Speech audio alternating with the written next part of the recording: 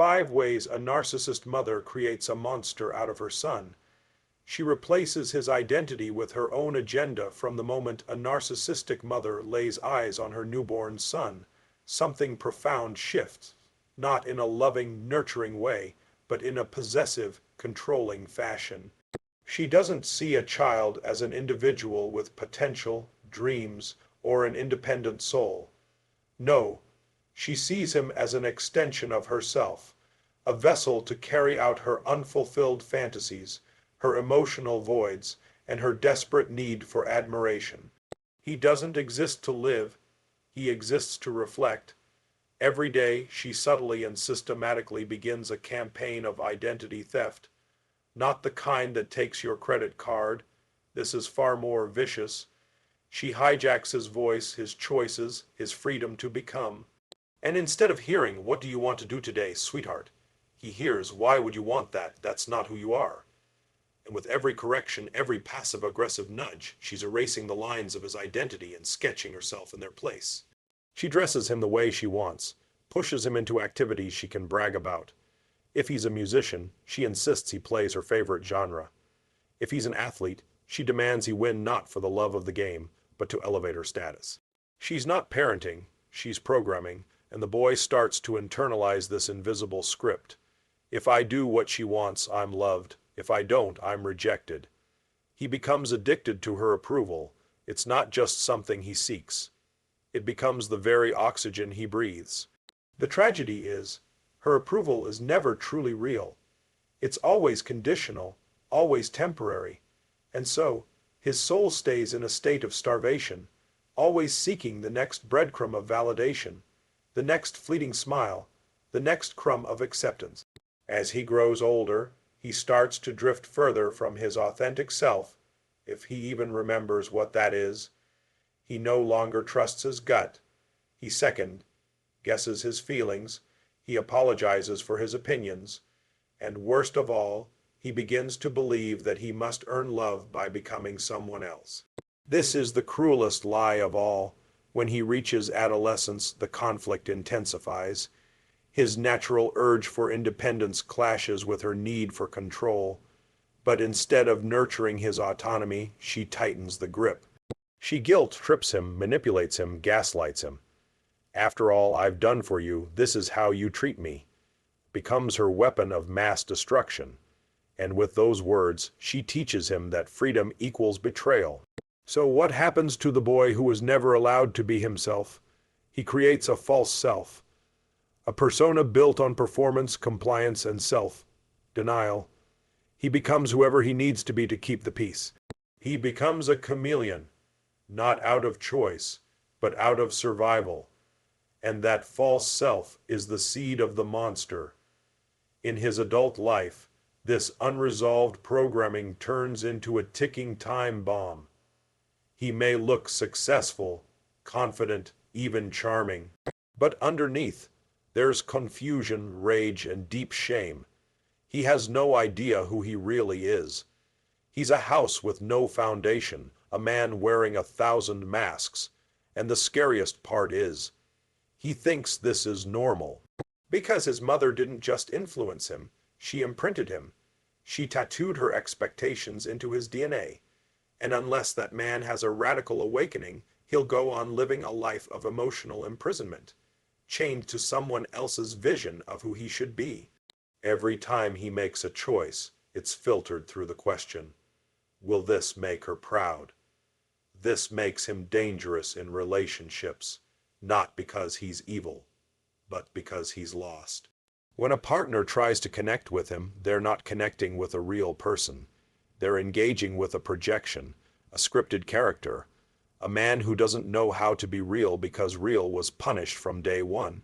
When conflict arises, he doesn't know how to stand in his truth, because truth was something that got him hurt.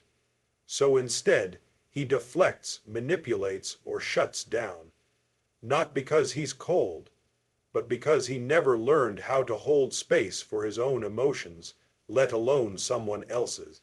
Vulnerability feels foreign, even dangerous, and this is the beginning of the monstrous persona, not a monster with fangs and claws, but a monster who hides behind charm and avoids accountability.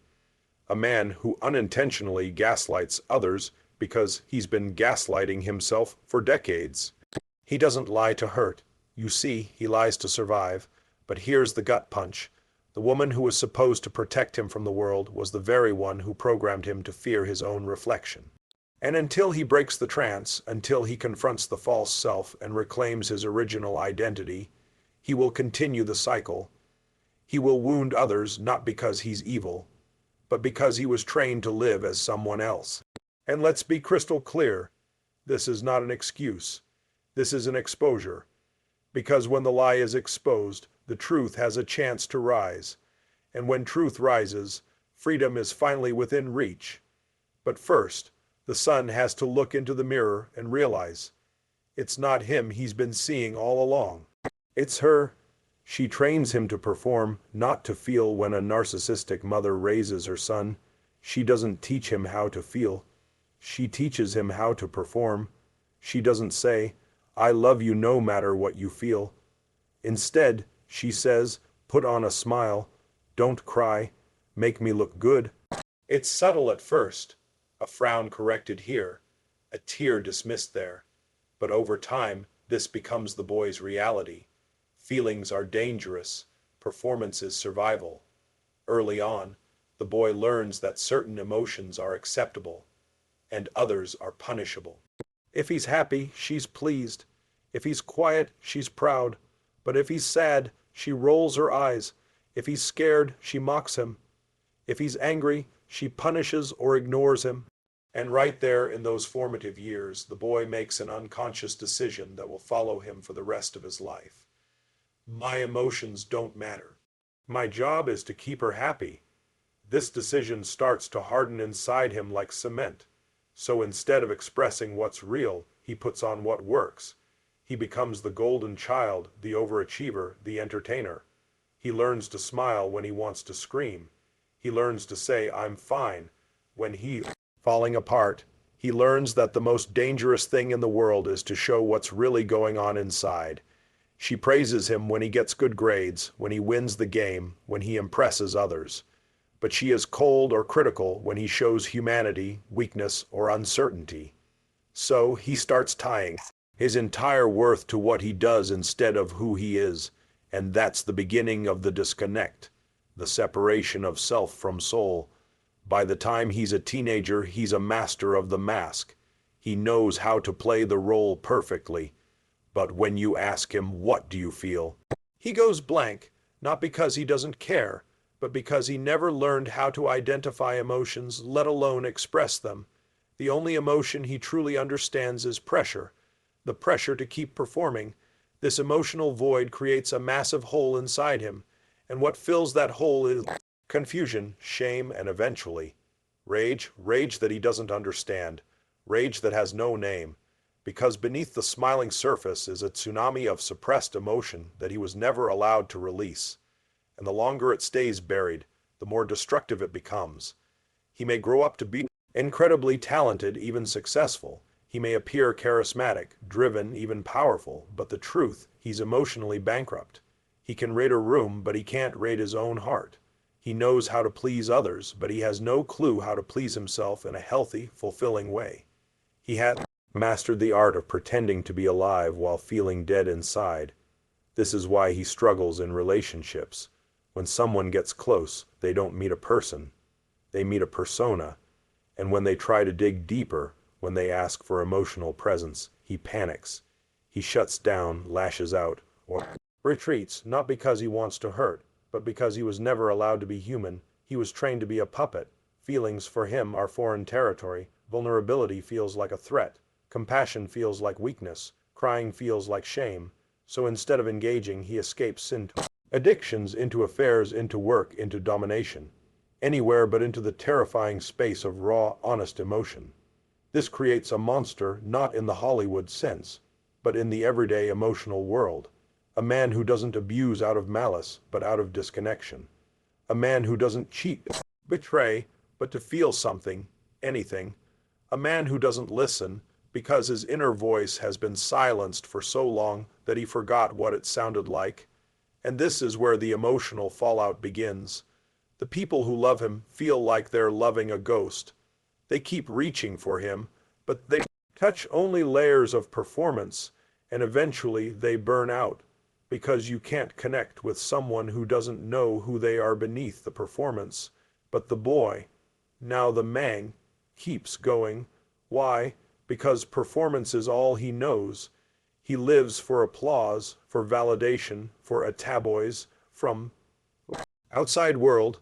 But when the lights go out, when the crowd goes home, when the house is quiet, he's left alone with nothing but a hollow ache he can't explain. That's the cost of being taught to perform, not feel.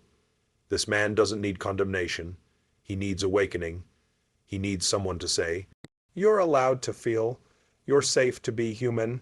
You are more than what you produce." But before he can accept that, he has to tear down the lie that was built brick by brick from his mother's emotional conditioning, and that's the fight of his life, because the monster she created is not who he truly is. The monster is a mask, a survival mechanism, a tragic illusion, and buried deep beneath all of that is still a boy who just wanted to cry without being shamed, a boy who wanted to be seen without having to earn it, a boy who wanted to be loved just because he exists. He's still in there, and the only way he'll ever be free is to stop performing and finally start feeling. She teaches him love is a transaction in a healthy home. Love is the soil where a child's soul blossoms, freely, wildly, beautifully. But in the home of a narcissistic mother, love is currency. It's never unconditional. It's a reward. It's a bargaining chip. It's something dangled in front of her son like bait on a hook. And he learns early that love isn't something you receive for who you are. It's something you must earn by doing exactly what she wants. Every good grade, every compliment he gives her, every time he chooses her opinion over his own, it's all met with affection. But when he disagrees, when he disobeys, when he chooses himself, the love vanishes. It's cold stares, guilt trips, emotional distance. And right there, a belief starts to take root inside him that will poison every future relationship. Love is conditional. Love must be bought. So the boy becomes a performer of love. He studies her moods like a weatherman predicting storms. He learns which words make her smile and which ones make her slam the door. Over time, he loses the ability to simply exist in love. Instead, he operates on a reward system. Do good, get love, do wrong, get punished. And that is how he begins to sell pieces of himself to keep her happy. This teaches him one of the most destructive lessons of all, that affection equals approval, and that love comes with a price tag. As he grows, he internalizes this belief and starts replicating it. In his own relationships, he gives not from a place of abundance, but from a place of anxiety. He tries to buy love with gifts, favors, loyalty, whatever it takes to not be abandoned, but underneath it all is a silent panic, a constant fear of doing the wrong thing and losing the person he loved. Because that's what his mother taught him, that love disappears when you mess up. So he walks on eggshells, over-apologizes, sacrifices his needs, and bends until he breaks, just to avoid rejection. In romantic relationships, this turns toxic fast. He may come across as generous, devoted, even selfless, but it's all rooted in fear. He's not giving because he feels safe. He's giving because he's terrified. And if his partner pulls away even slightly, it activates the trauma. He feels abandoned, betrayed, and unworthy. Just like he did as a child, the other side of this coin is entitlement. Because if love is a transaction, then deep down he believes, if I give enough, I deserve love in return. And when people don't meet his silent expectations, he snaps. He becomes cold, passive-aggressive, or explosive. Because in his mind, he held up his end of the bargain and they broke the deal. This is how the monster forms. He becomes someone who manipulates, even if unconsciously. He gives to get. He keeps score. He weaponizes his sacrifices. He may say things like, after everything I've done for you. Not because he's evil, but because he was trained to believe love is earned through suffering, not given freely. This mindset also sabotages his ability to receive love. When someone loves him unconditionally, it confuses him. It makes him suspicious. He questions their motives. Why do they want me? What's the catch? Because in his world, love always came with strings attached. So genuine affection feels fake, foreign, unsafe. He may even sabotage relationships that feel too healthy, push people away, start fights, cheat, not because he doesn't want love, but because he doesn't believe he deserves it unless he's earning it through pain, performance, or sacrifice. And that belief poisons every chance at peace. This emotional transaction mentality bleeds into every area of life. At work, he burns out trying to prove himself. In friendships, he feels used or overlooked. And in parenting, he may unconsciously repeat the pattern, making his own children feel like love must be earned. The cycle continues until someone breaks it. And let's be clear, this isn't about blame, it's about recognition, because you can't heal what you don't reveal. And once that man recognizes the contract he's been forced to sign since childhood, that love only comes after sacrifice. He can rip it up and write a new one, a contract that says, I am worthy of love without transaction. But this doesn't happen overnight. It takes time. It takes facing the discomfort of receiving without guilt, of giving without expectation, of loving without fear. He must rewire his brain, reprogram his heart, and remind himself daily, love is not a deal, love is a connection. This is how the monster starts to fade, not with force, not with shame, but with truth, with the realization that his mother's version of love was broken, and it doesn't have to define him forever. He can choose a new path. He can learn to give from abundance, to receive without fear, and to love, freely, deeply, honestly, for the first time in his life. She rewards suppression and punishes emotion in the twisted dynamic of a narcissistic mother. A boy is taught that emotions are a liability, not his superpower, not his compass, not his truth. No, emotions in her world are threats to her control, to her image, and to her narrative. So every time he expresses a real feeling, she doesn't comfort him. She corrects him. She doesn't meet him in his sadness. She silences it. As a child, he might cry after being hurt, and she'll snap, stop crying, you're fine. He might say he's afraid, and she'll sneer, there's nothing to be afraid of. Don't be weak. Or worse, she'll punish him, give him the cold shoulder, guilt trip him, or accuse him of trying to manipulate her with his tears. In that moment, he learns something devastating. My feelings are wrong. My feelings are dangerous. Over time, this lesson becomes a law, and he begins to suppress every emotion that doesn't match her expectations. Happiness is okay as long as it benefits her. Pride is allowed if it makes her look good, but anger, rejection, grief, disappointment, he swallows them whole. He becomes a container for pain with no outlet, no release, no permission to let it out. And here's the tragedy, she rewards him for it. When he's quiet and compliant, she praises him. When he hides his emotions and puts on a brave face, she calls him strong. When he becomes numb to his own inner world, she brags, my son doesn't complain. He just gets on with it. And so emotional suppression becomes his path to approval. But what she calls strength is actually emotional death. He becomes disconnected from his body, his instincts, and his truth. He doesn't cry because he can't. He doesn't talk because no one listens. He doesn't trust himself because every feeling he's ever had was labeled wrong, selfish, or weak. And eventually, that suppression turns to something else, rage. This rage simmers under the surface, often unnoticed by him. It shows up in small explosions, in sarcastic remarks, in emotional numbness, in passive-aggressive behavior, or it turns inward into depression, addiction, or self-sabotage, because a man who isn't allowed to feel will eventually find a way to bleed even if it's in silence. And when he tries to love, he doesn't show up with a full heart. He shows up with armor. He can't cry in front of his partner. He can't admit when he's scared. He doesn't know how to say, I'm hurting, without feeling like he's doing something wrong. So he shuts down or explodes or leaves, not because he doesn't care, but because he was never taught how to be human and emotional at the same time. In this emotional cage, every relationship becomes a performance. He's there, but he's not present. He provides but doesn't connect. He protects but doesn't open up, and the people around him feel it. They're confused. They say, "You're here, but you're not really here." And he doesn't know how to fix it because he doesn't know what's broken. And here's the kicker. He still craves love deeply, passionately, but he doesn't know how to give or receive it through real emotion. So he fakes it. He tries to do the right things, say the right words, but there's no emotional charge behind it. Because that part of him is shut down, locked up, punished since childhood. And what happens to a man who is never allowed to feel? He becomes emotionally constipated, full of things he can't name, stuck in stories he can't rewrite, and trapped in cycles he doesn't understand.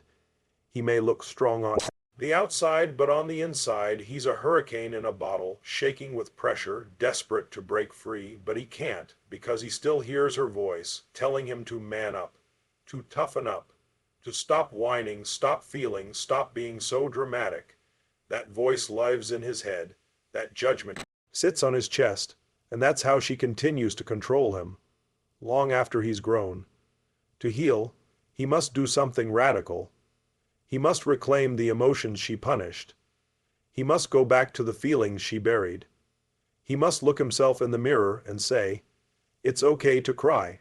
It's okay to be angry. It's okay to feel everything she told me to hide." And that takes courage most people can't even comprehend, because the pain isn't just from the emotions themselves, it's from decades of shame layered on top. But when he begins to peel those layers back, something incredible happens. The monster begins to disappear, and what's underneath isn't weak. It's not broken. It's not pathetic. What's underneath is real, raw power, the kind that was always there, waiting to be unleashed. She created a son who was taught to suppress, but he can choose to express. She built a cage, but he holds the key. And when he steps into his emotions, unfiltered, unashamed, he steps into a new identity, one where he is not just surviving, but finally fully alive. In the world of a narcissistic mother, image is everything. It's not about truth. It's not about authenticity. It's not even about love. It's about the mask, how things look, how others perceive her, and how her son can be used to enhance that illusion. And so from the very beginning, she doesn't raise a son. She builds a reflection. He's not allowed to be himself. He's expected to become what she needs him to be. She dresses him like a trophy, pushes him toward achievements that boost her status, brags to her friends about his intelligence, his talents, his looks, regardless of whether he wanted those pursuits or not. He learns quickly that if he excels at something she values, he'll be rewarded. But if he's drawn to something that doesn't serve her ego, he'll be dismissed, criticized, or worse, shamed. So he starts to perform, not for joy, not from passion, but to survive, to win approval, to feel worthy, to be good enough. But here's the trap. He's being shaped like a product, not a person, a mask, not a man. His uniqueness is smothered, his real self hidden, and in its place she builds a grandiose persona. A perfect son, a golden boy, a shining star, but it's a lie. Underneath the praise, he's empty. He doesn't know what he truly wants. He doesn't know who he really is, because every time he tried to express his authentic identity, she edited it, rejected it, rewired it, and now he's left with two versions of himself. The image she sculpted, and the soul he abandoned just to survive. This creates confusion that haunts him into adulthood. Outwardly, he may appear confident, charismatic, even charming, but inside, he's plagued by insecurity. He questions his worth. He doubts his decisions, and he doesn't know why, because he's living from the outside in, not the inside out. And that is the hallmark of a man trained to live for appearances over authenticity. This is where grandiosity becomes a mask he can't take off. He may talk big, but feel small. He may chase success, but feel hollow when he gets there. He may collect admiration like trophies, but never feel genuinely seen or known. Because no one can connect to your heart if you've been taught to disconnect from it. And when people try to get close to him, really close, he panics, he sabotages, he pushes them away. Because to let someone in would mean revealing the truth, that the shiny exterior is a shell, and that underneath it lies a man still asking, "Who am I without her script?" He might become a narcissist himself, clinging to control, addicted to attention, obsessed with performance. Or he may collapse into deep depression, feeling like a fraud in his own life. Either way, it's the same root cause, a stolen identity replaced with grandiosity and artificial validation. And even if he doesn't turn toxic, he struggles to form real connections, because relationships require vulnerability, and he's been trained to avoid that at all costs. Vulnerability is dangerous. It risks rejection, and he's been rejected by the one person who should have accepted him the most. His mother, every time he showed his true self, so he becomes a mirror, reflecting back what others want to see. He adapts, he morphs, he performs, but he's never truly being. He's always becoming. Becoming what the moment demands, what the crowd applauds, what the world expects, and it's exhausting. Because every time he performs, he buries himself deeper. The pain of not knowing who you are is like being lost in a house of mirrors. Every version of you is distorted, every reflection a lie, every path leading nowhere. And until he breaks that mirror, until he drops the act and strips away the illusion, he will never find home within himself. But here's the beautiful truth: identity isn't discovered through more achievement. It's not uncovered by gaining more followers, more money, more applause. It's revealed when he gets still, when he goes within, when he confronts the uncomfortable silence and asks, "What's real beneath all this noise?" It begins the moment he dares to say, "That wasn't me. That was who she needed me to be. But I'm done performing. I'm done pretending. I'm ready to meet myself for the first time." And that journey back to authenticity, that is power, that is freedom. That is how the monster dies and the man rises. Because when he no longer needs the mask, when he no longer fears being seen, when he no longer depends on external praise to feel internal peace, that's when he becomes unstoppable. Not because he's perfect, but because he's finally real. A narcissistic mother doesn't raise a son to be free. She raises him to be hers, not a man, not a leader, not an individual, but an extension of her ego, her identity, her world. Independence to her is dangerous, because independence means disconnection, and disconnection means she loses control. So, from the beginning, she conditions him to associate freedom with fear. Every time he tries to explore his own path, she reels him back in. When he makes a decision without her input, she shames him. When he succeeds without her guidance, she downplays it. When he tries to assert himself, she calls him selfish. She implants this idea that he can't do life alone, that he'll fail without her, that he needs her voice echoing in his head to be okay. So he stops trusting his instincts, he hesitates before taking action, he guesses every step, not because he's incapable, but because he's been trained to doubt himself. She's programmed him with invisible chains, chains that say, "You're not ready, you'll mess it up, you can't survive without me." And when you hear those lies long enough, they become your reality. He may appear grown, he may hold a job, drive a car, even have his own apartment. But inside, he's still that little boy who feels the need to call his mother before making a decision. He might be decades into adulthood, yet emotionally paralyzed without her approval because the fear isn't logical. It's emotional warfare dressed up as motherly concern, and here's where the real damage happens. He starts to confuse love with dependency.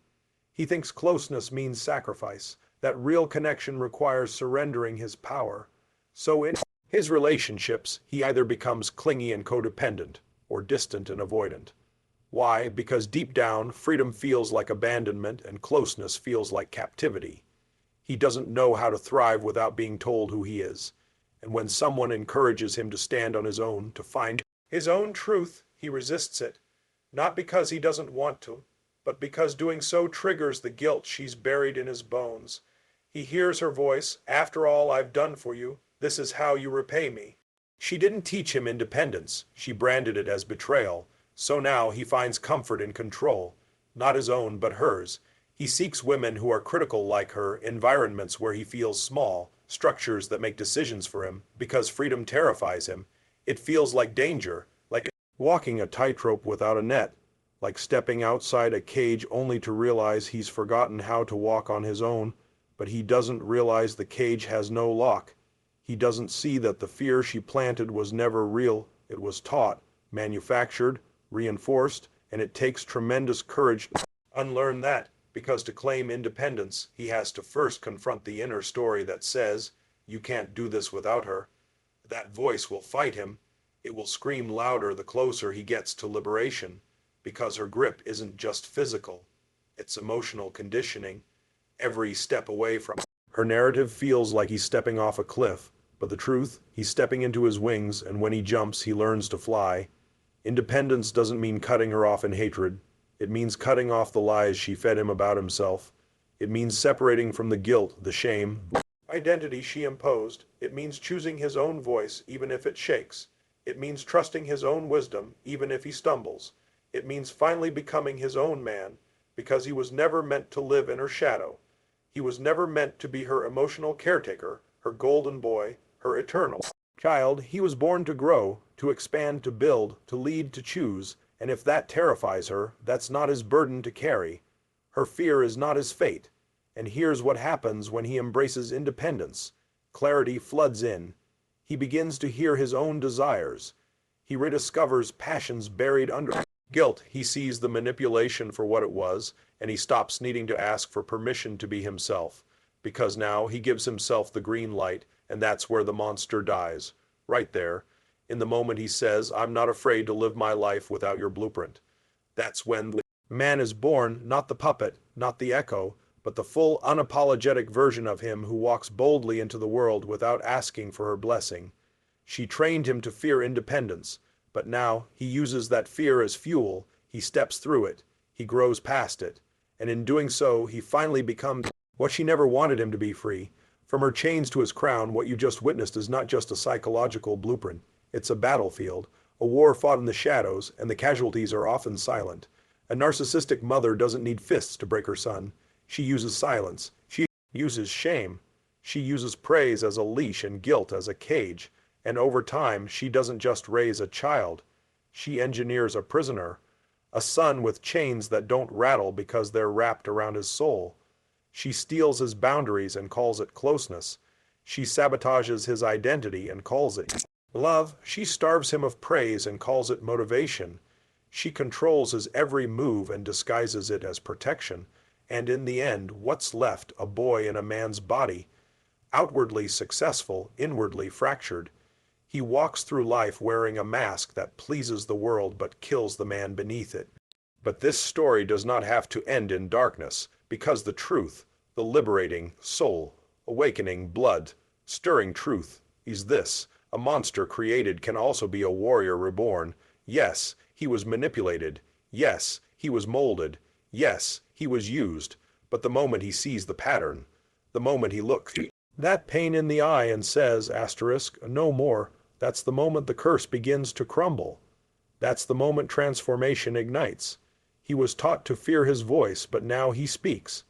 He was taught to serve her needs, but now he sets boundaries. He was taught to live in her shadow, but now he steps into the light.